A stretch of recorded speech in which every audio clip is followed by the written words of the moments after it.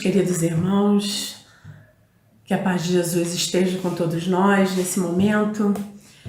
E hoje nós vamos falar sobre uma lição muito linda do livro Vinha de Luz, pelo Espírito de Emmanuel, pelo nosso querido Chico Xavier. E ele diz assim, a lição número 106. Como cooperas? Aí vem uma carta de Paulo, a primeira carta aos Coríntios, e ele diz assim: nós, porém, não recebemos o Espírito do mundo, mas o Espírito que provém de Deus. Lendo a afirmativa de Paulo, reconhecemos que em todos os tempos o discípulo sincero do Evangelho é defrontado pelo grande conflito entre as sugestões da região inferior e as inspirações das esferas superiores da vida. Não é a primeira vez que ouvimos falar no Cristo. Há mais de 2000 anos ele chegou até nós e nós, nas nossas múltiplas encarnações, ouvimos falar dele. Ouvimos falar das suas lições, ouvimos a Boa Nova e quem sabe, até muitos de nós estiveram lá na época do Cristo, estiveram no Sermão da Montanha, ouviram as parábolas e assim mesmo, depois de ter presenciado tantas maravilhas, ouvido tantas lições sublimes, ainda damos tanto valor às coisas materiais. Isso somos todos nós, não é ninguém em especial. Todos nós passamos por isso. Essa lição é um alerta para que a gente comece a prestar atenção nas coisas de Deus e prestar menos atenção nas coisas materiais. E continua. O espírito do mundo é o acervo de todas as nossas ações delituosas em séculos de experiências incessantes. O espírito que provém de Deus é o constante apelo das forças do bem que nos renovam a oportunidade de progredir a cada dia, a fim de descobrirmos a glória eterna a que a infinita bondade nos destinou. Esse trecho é particularmente muito lindo. Talvez resuma toda essa lição da noite de hoje, que fala sobre que o espírito do mundo, ele fala das nossas ações delituosas. Por que ações delituosas? Será que em todas as nossas vidas nós erramos? Não tem nada de bom nessas outras vidas sucessivas em que estivemos? Lógico que sim. Mas nós temos as leis divinas, que, como diz Emmanuel, e aonde está gravado as leis divinas? Na nossa consciência. E nós, encarnados no nosso planeta Terra, temos a consciência ainda pesada dos nossos delitos, porque as coisas boas que fizemos são créditos em nossa vida. Tanto que, se a gente perceber a nossa vida, nós temos muitas coisas boas, muitas coisas que nós merecemos ter, pelo nosso trabalho interno, pelo nosso até trabalho material. Mas nós temos também uma dívida grande com a lei divina, porque com certeza todos nós passamos por eventos delituosos. Matamos, roubamos, infringimos leis, machucamos o outro. Se não executamos nenhum ato de violência, nós temos os nossos silêncios que permitiram que coisas horrorosas acontecessem. A nossa falta de testemunho na nossa fé e deixamos passar muita coisa que a nossa consciência agora nos acusa. Quantas palavras nós proferimos e machucamos as pessoas? Quantas vezes nós machucamos, às vezes até com o desejo de ajudar, mas pela nossa inabilidade de sermos verdadeiramente fraternos, acabamos magoando e ferindo, às vezes, seriamente o outro. E isso fica lá marcado na nossa consciência, que fizemos alguma coisa que não merece aplausos, mas que merece nós temos que pagar sobre isso, É a lei de causa e efeito. E continua. Deus é o Pai da criação. Tudo fundamentalmente pertence a Ele. Outra questão interessante. Deus é o Pai da criação. Criou todas as coisas que nós vemos ou as que não vemos. Ele é o grande Criador. Ele nos deu a vida. E Ele, quando achar por bem que nós devemos retornar à pátria espiritual, Ele também determina que devemos desencarnar, ou como muitas pessoas ainda acreditam na morte, diz a morte. A pessoa morreu. E muitas pessoas ainda não entendendo muito bem como funciona a lei divina, ou qual é a pedagogia divina com todos nós, acredita que Deus é mau porque tirou um ente querido, uma pessoa que amamos profundamente, mas Ele é o dono da vida. E Deus preserva o espírito e o corpo não interessa muito, porque o corpo é apenas um veículo que nos faz nos mover nessa terra. É Ele que nos proporciona caminhar, ver, ouvir, para que nós possamos interagir uns com os outros, tanto humanos como não humanos. E isso é muito interessante, porque quando nós temos essa visão de que o nosso corpo é apenas um veículo, por isso que a gente tem que cuidar bem do nosso corpo, para que a gente tenha mais tempo durante a nossa encarnação aqui na Terra, a gente percebe que não há maldade quando é tirada a nossa vida. Não é tirada, chegou o momento. Chegou o momento da gente partir. Por que crianças que têm 5 anos desencarnam? É maldade tirar aquele ente querido, aquele filho amado, aquele neto amado dos nossos braços? Não, ele é um espírito. E ele veio com uma tarefa, às vezes até completista.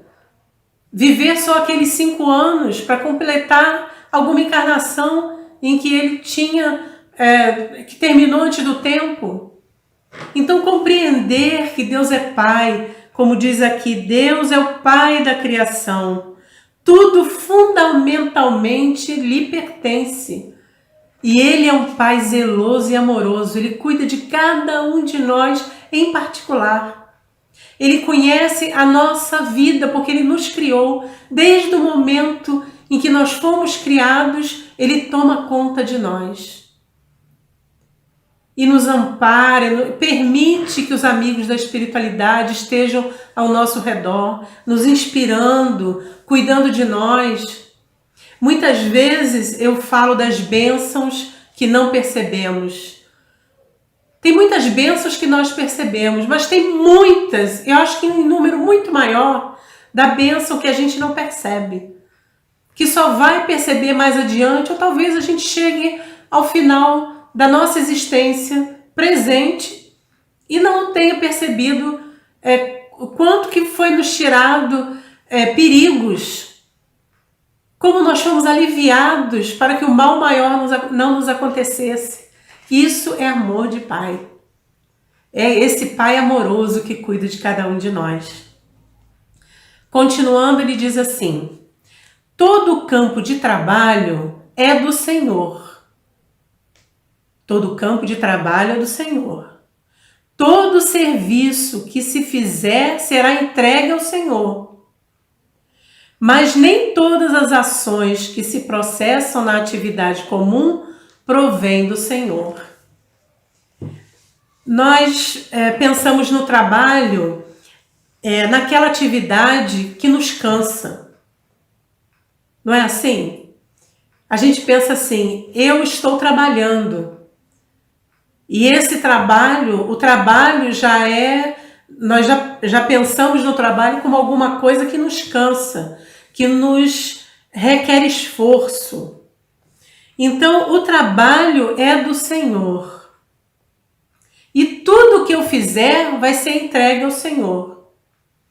tanto no plano material como no plano espiritual, como no plano íntimo. Todo o trabalho que eu fizer não é só o trabalho que me faz me sustentar, mas aquele trabalho em que eu dedico o meu tempo, que eu me esforço para fazer. Esse trabalho vai ser entregue ao Senhor. Então é um momento que a gente para e pensa assim: em que eu estou trabalhando? Em que, quando chegar ao final da minha encarnação, eu vou entregar ao Senhor? O trabalho que eu faço para me sustentar é um trabalho que eu faço para mim, para eu continuar vivo, encarnado. Mas se eu faço esse trabalho, e esse trabalho me proporciona auxiliar ao outro, ajudar a outra pessoa, fazer da vida de outras pessoas melhores, quando eu emprego o meu trabalho no auxílio a outro, então esse trabalho vai ser entregue ao Senhor. Vamos imaginar um trabalho mais simples, que é uma pessoa que faz um cafezinho numa empresa.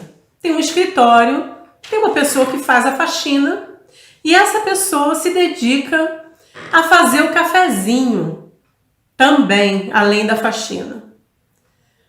Mas ela podia fazer o serviço dela, fazer um café qualquer, sem prestar muita atenção no que estava fazendo, a faxina boa, o café também tomável, e deixa lá e pronto, acabou o serviço dela.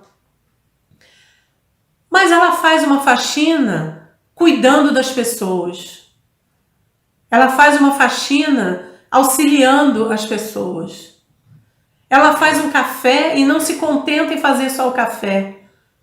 Ela põe uma plantinha perto do café. Ela conversa com as pessoas do escritório e fala com eles assim: gente, vamos fazer uma listinha para a gente comprar um biscoitinho para tomar junto com o café? E de vez em quando ela faz um bolo e leva para as pessoas, porque ela gosta do ambiente que ela está. Ela quer proporcionar alegria àquelas pessoas. Quando há algum evento dentro do escritório, que por um acaso alguém suja alguma coisa, né, sem querer, um acidente qualquer, ela com um sorriso vai falar: não, gente, pode deixar, eu já vou limpar isso para vocês. Então, olha o que ela está fazendo. Ela está ajudando as outras pessoas no serviço mais simples, fora aqueles serviços maravilhosos em que a gente pode ajudar um funcionário público numa repartição pública que pode resolver casos que estão difíceis de ser resolvidos, se interessar por ele, um médico, um enfermeiro, um professor, o varredor de rua.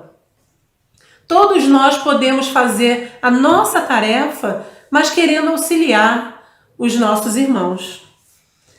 E com isso nós entregamos a Deus esse trabalho. Como ele disse aqui, nem todas as nossas ações são atividades que provêm do Senhor. Às vezes fazemos coisas que o Senhor não vai gostar, né? Fazemos coisas que a nossa consciência nos acusa, que estamos errados, que não devíamos ter feito. Alguma coisa dentro de nós fala: isso não vai dar certo. Ou quando a gente acaba de fazer, eu não devia ter feito. Então isso é o trabalho, a ação que a gente faz, que a gente não pode entregar ao Senhor. Mas é computado lá na nossa conta também. E continua assim: coexistem nas oficinas terrestres, quaisquer que sejam, a criação divina e a colaboração humana. E cooperadores surgem que se valem da mordomia para exercer a dominação cruel, que se aproveitam da inteligência para intensificar a ignorância alheia, ou que estimam a enxada prestimosa não para cultivar o campo, mas para utilizá-la no crime. Quantos de nós encarnados nesta terra utilizamos nossa inteligência, nossas habilidades para enganar as outras pessoas?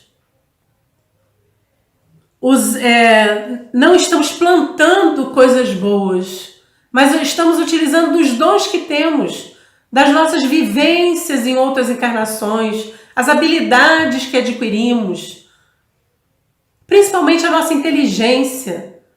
Porque não duvidem, aquele que se diz, que nós dizemos que é uma pessoa má, ela é inteligente também. Por isso que ela criou aquela situação em que nos enganou, que nos enrolou, que fez com que a gente sofresse. Então nós temos que pensar muito sobre isso, né? Não é à toa que nós estamos sobre a Terra. E vai continuando a história aqui. O cientista, no conforto do laboratório, e o marinheiro rude, sobre a tempestade, estão trabalhando para o Senhor. Entretanto, para a felicidade de cada um, é importante saber como estão trabalhando. Eu falei antes sobre isso, né? A moça lá do cafezinho. O cientista está trabalhando, mas o marinheiro também está trabalhando. Todos eles estão trabalhando, mas como estão trabalhando? Pode ser que o cientista, renomado, inteligente, com muitos cursos, muitas habilidades, esteja trabalhando não em prol do bem, mas fazendo coisas que ele não deveria fazer. E o marinheiro, da mesma forma. Por isso que a gente tem que sempre pensar, tudo bem, a pessoa é inteligente, é esperta, tem muitos cursos, mas o que ela está fazendo de bom para o mundo? Só está fazendo para ela mesma? Ela está pensando no próximo? E continua aqui.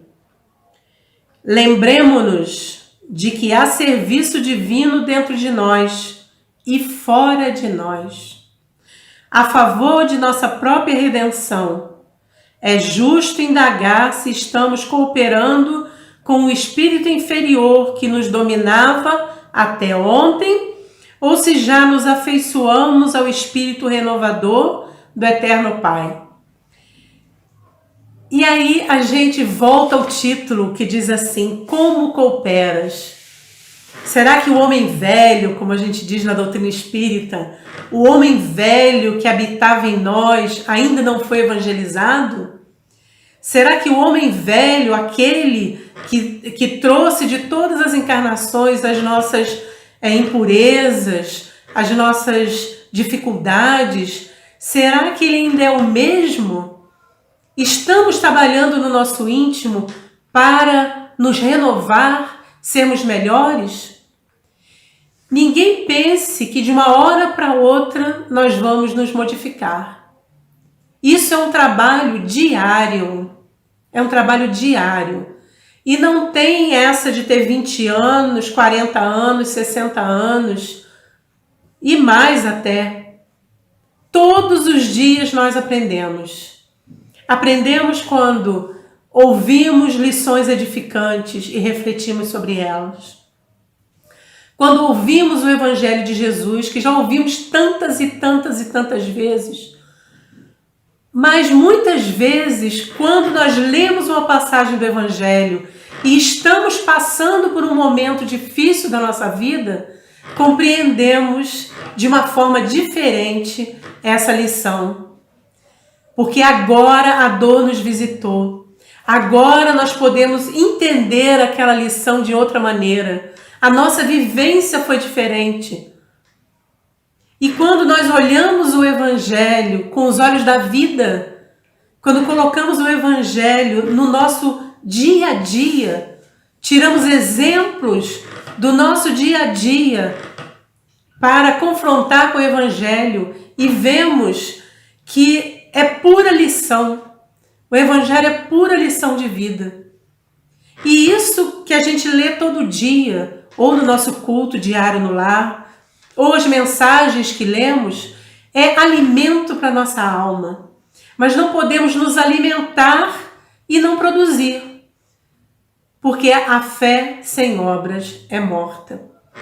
E aí, durante essa pandemia, nós que refletimos sobre tudo que passamos, o que estamos passando, que fizemos a meia-culpa, que olhamos para dentro de nós e vimos que o lixo que ainda carregamos e tentamos colocar para fora, jogar fora aquilo que não nos serve mais, aquela bagagem que carregamos por tantos anos e que aquilo está pesando em nós, e descobrimos que há tanto a fazer, há tanto a pensar, há tanto que modificar. Isso é fazer o trabalho para apresentar ao Senhor. É a nossa mudança íntima. Mas essa mudança íntima tem que ter um direcionamento. Nós temos que nos modificar por dentro, sermos melhores, mas direcionar o nosso aprendizado para o bem. O que faremos com o que estamos aprendendo? O que faremos? O desencarne é apenas uma viagem. Nós estamos enchendo a nossa mala com coisas para levar para o mundo espiritual. Mas a nossa mala é diferente. Eu não posso levar o ouro nem a prata. Eu não posso levar meus bens materiais. Mas eu posso levar aquilo que fez bem para o meu coração. Aquilo que eu posso apresentar para o Senhor. E toda viagem requer uma organização. Vamos agora nos organizar. Vamos pensar o que a gente está colocando dentro da nossa malinha. O que desejamos levar na nossa mala quando desencarnarmos. Não vamos pensar nisso quando estivermos no fim da nossa vida, que a gente nunca sabe qual é. Pode ser amanhã, como pode ser quando fizermos 80, 90 anos. Mas nós já temos que organizar a nossa passagem para que a gente possa levar uma bagagem que vai nos fazer bem quando chegarmos ao nosso local de destino, que é a pátria espiritual. Então, meus queridos irmãos, estamos chegando ao final da nossa palestra da tarde, né? Eu estou fazendo à tarde, né? Vocês talvez vejam isso à noite. E vamos fazer a nossa prece. Vamos nos ligar a mais alto e agradecer. Agradecer por esse momento que estamos passando, de grande dificuldade para cada um de nós. Cada um de nós está vivendo esse momento de maneira única. Mas a única certeza que temos que ter é que tudo está nas mãos de Deus. Deus, Pai Criador, Pai amoroso, carinhoso, está vendo tudo que está acontecendo, está nos amparando, nos socorrendo, acolhendo os nossos amores que devolvemos à pátria espiritual. Está cuidando de cada um de nós aqui na Terra, principalmente nos intuindo para que possamos fazer o melhor aonde estivermos, contando conosco para que possamos auxiliar aos seus filhos, nossos irmãos. Por isso, rendendo graças a esse Pai amoroso, também pedimos para que Deus visite as nossas casas, que abençoe o nosso lar, abençoe a todos nós que aqui estamos, encarnados e desencarnados, que nos conduza a caminhos seguros, que nos fortaleça nas nossas fraquezas, incertezas e medos, mas principalmente nos abençoe para que possamos continuar firmes nessa encarnação que deve ser de grande aprendizado para todos nós. Obrigada, Senhor, fica conosco, que assim seja, graças a Deus. Muita paz, meus irmãos, que Jesus nos abençoe hoje e sempre, que assim seja.